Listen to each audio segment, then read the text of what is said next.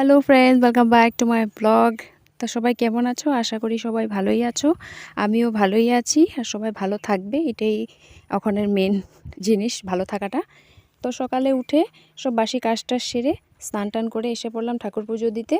যেহেতু অম্বুবাচী চলছে আর আজকে তৃতীয় দিন, তো আমাদের আমদুধ দেওয়া হয় ঠাকুরকে। তো তাড়াতাড়ি এই জন্য উঠে পড়লাম। আর লবকুশ স্কুলে গেছে, ওদের এক্সাম চলছে, তো ওরা সকালে স্কুলে চলে গেছে। আর এদিকে সিদ্ধ ভাত অল্প মা বানিয়েছিল, তো সবাই ওটাই খেয়েছে। তা আমিও ঠাকুর পুজো দিয়ে টিয়ে চা খেয়ে নিলাম।